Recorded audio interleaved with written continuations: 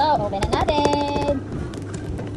1, 2, 3. Tara! Ito na yung ating mango gelatin dessert. Oh, baka na. So, naka-chill na ito whole night, mga sis. Yeah, I love it. Perfect. Oh, ganyan. Bak na pa. Yummy. Yan, lapit natin. Siya. So, ito yung ating gagamitin.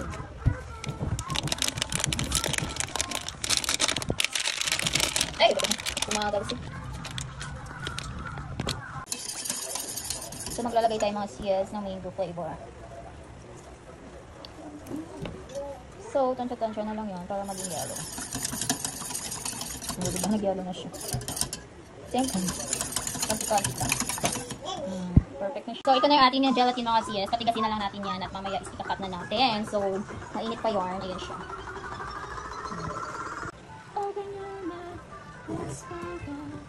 Ano ba yun?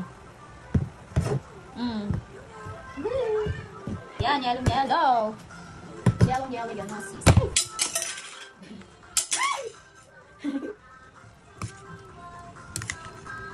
Meron pa ako ikakat na isa. So, ito na mga sis yung ating gelatin, mango gelatin. Ayan, so ang dami niya. So, pak yan, yellow. Okay na yan. Hello mga sis, gagawa tayo ng dessert for today's video guys. Ayan, itong ating mga recipes. Gelatin, mango flavor. Pak. Then, meron tayong sago. Maging color yellow na siya kasi nilagyan ko siya ng mango flavor. Okay, next, yung ating mango cube. So, pak na pak yan. Perfect. Oh, sarap. So, we'll mix together na. Yung anak ko, ang ingay. Maingay. Unahin natin ito.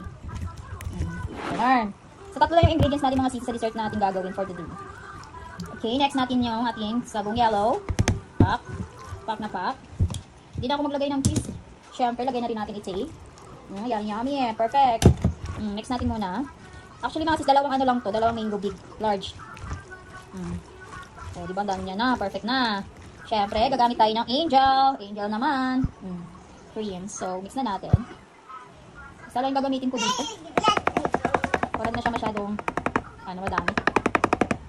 Next, yung ating condensed milk. So, gamit natin bubble. Lagay natin ito lahat.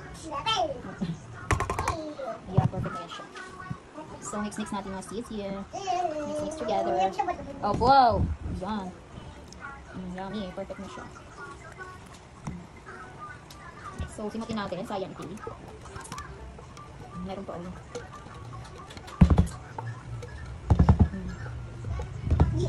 Pak na pak. Oh, spicy.